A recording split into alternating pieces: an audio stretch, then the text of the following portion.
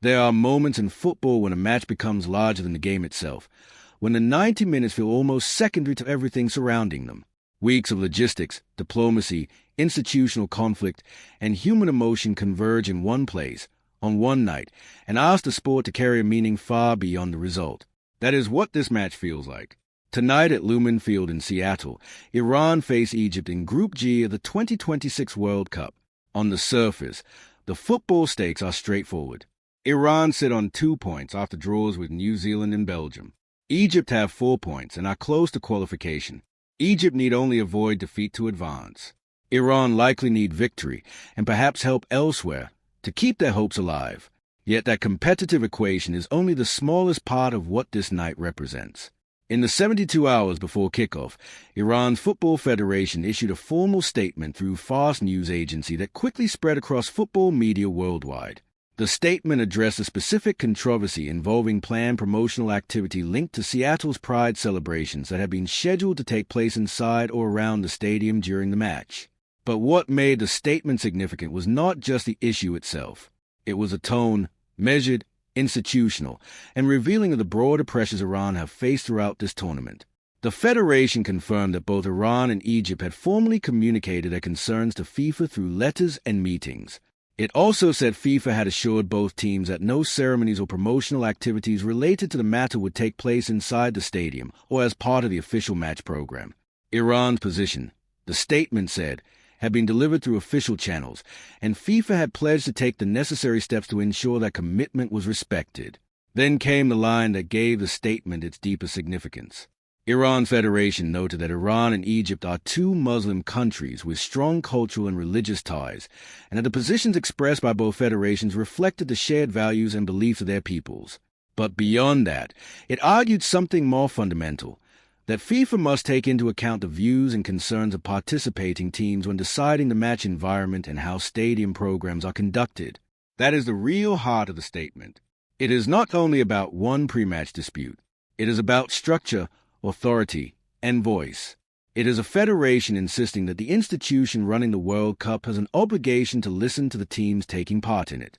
To understand why that matters, you have to place the statement within the full reality of Iran's World Cup. Iran arrived at this tournament under extraordinary conditions. Their participation was in doubt from the start.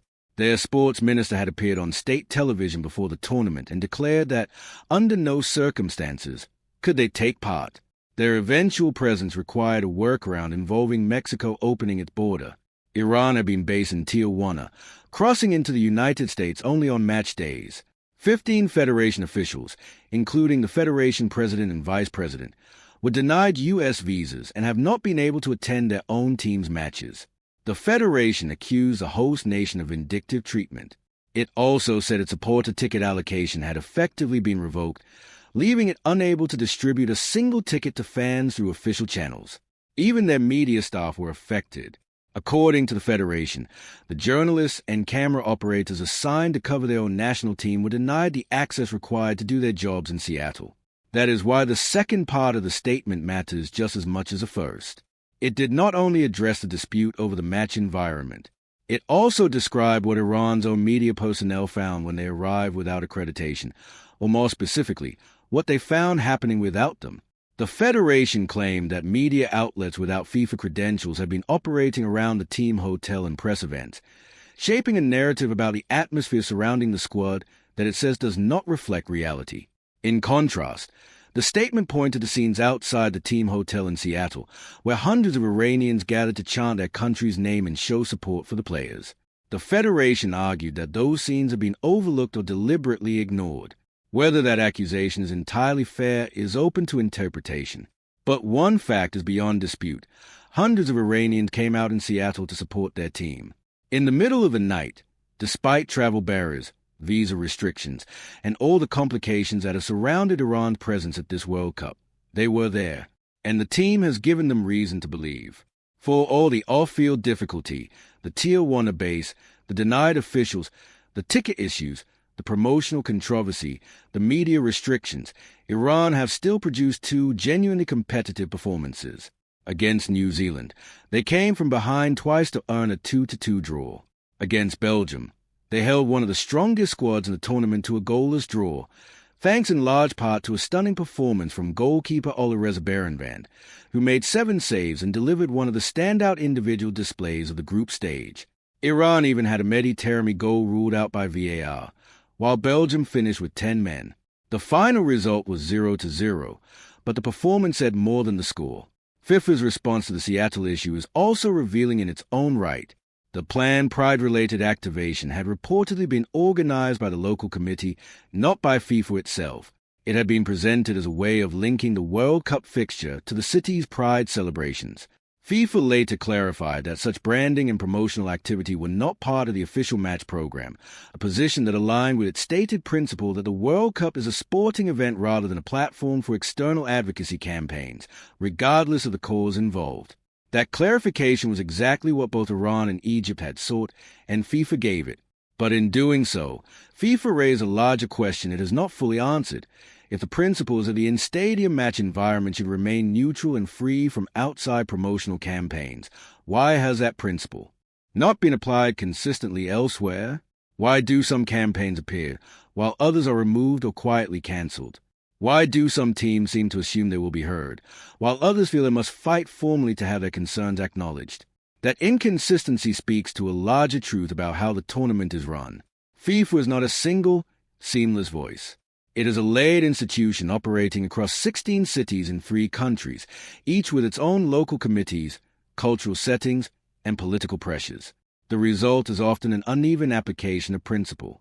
What Iran's statement makes clear is that some federations, especially those with less political leverage, less commercial importance, or less institutional protection, feel they must explicitly assert rights that other nations take for granted. Egypt's role in this story adds another dimension. Their path to this World Cup already carried emotional weight. After missing out on the 2022 tournament and suffering painful near misses on the international stage, Egypt arrived in 2026 with Mohamed Salah, now 33, carrying what may be his last real opportunity to make a lasting mark at a World Cup.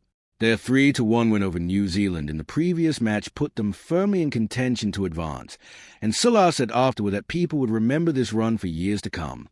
Egypt's federation also sent a formal letter to FIFA Secretary-General Matthias Grafstrom objecting to any LGBTQ-related association with the match.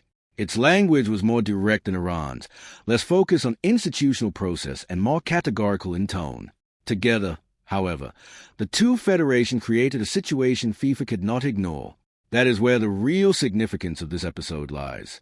For years, FIFA has presented the World Cup as a tournament that welcomes everyone and stands for inclusion.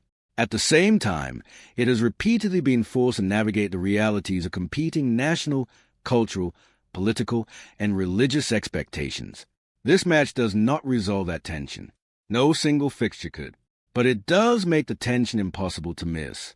Two federations, from two nations with their own distinct pressures and histories, formally asserted that the match environment should be defined by the sport itself rather than by the campaigns of any outside organization. FIFA responded with a specific assurance that their concerns will be respected inside the stadium during this match. That matters.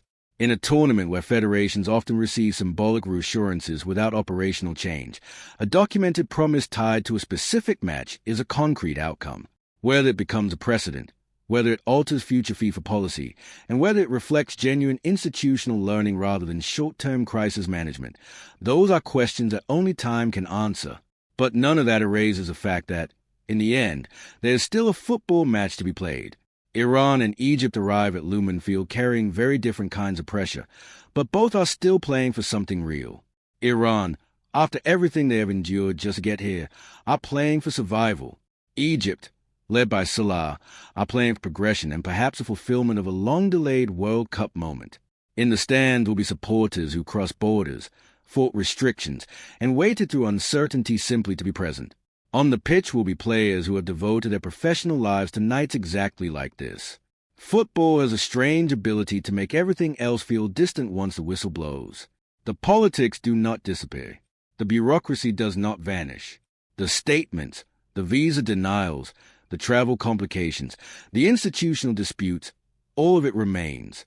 But for 90 minutes, it must share space with the game itself. And perhaps that is what makes this match so compelling. Not that it resolves anything, but that it forces everything into the same frame. Football, identity, power, faith, governance, and the stubborn human desire to compete anyway. So when the match begins, what matters more, the game itself, or everything that had to happen just for it to be played?